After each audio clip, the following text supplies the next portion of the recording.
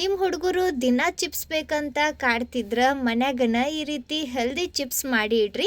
ಇವನ್ನ ತಯಾರಿಸೋದು ಬಹಳ ಸುಲಭ ಐತಿ. ಇವನ್ನ ನಾವು ಗೋಧಿ ಹಿಟ್ಟಿನಿಂದ ತಯಾರಿಸೀವಿ, ಅದರಿಂದ ಬಹಳ ಆರೋಗ್ಯಕರ ಇರ್ತವು.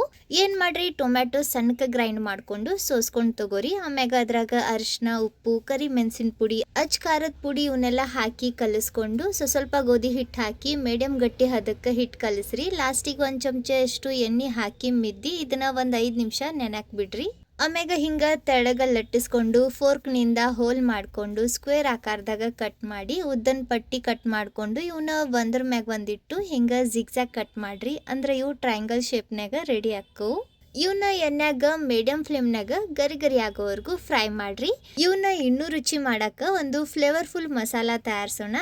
ಇದಕ್ಕೆ ಹುರಿದಿರೋ ಜೀರಿಗೆ ಪುಡಿ, ಕರಿ ಮೆಣಸಿನ ಪುಡಿ, ಬ್ಲ್ಯಾಕ್ ಸಾಲ್ಟ್, ಧನಿಯಾ ಪುಡಿ, ಖಾರದ ಪುಡಿ ಮತ್ತು ಗರಂ ಮಸಾಲ ಹಾಕಿ ಮಿಕ್ಸ್ ಮಾಡಿಕೊಂಡು ಇವನ್ನ ಕರಿದ ತಕ್ಷಣ ಮ್ಯಾಗ ಸ್ಪ್ರಿಂಕಲ್ ಮಾಡಿ ಮಿಕ್ಸ್ ಮಾಡಿಕೊಂಡು ಹುಡುಗರಿಗೆ ತಿನ್ನಕ್ಕೆ ಕೊಡ್ರಿ. ಭಾರಿ ಮಸ್ತ್ ಅಕ್ಕವು.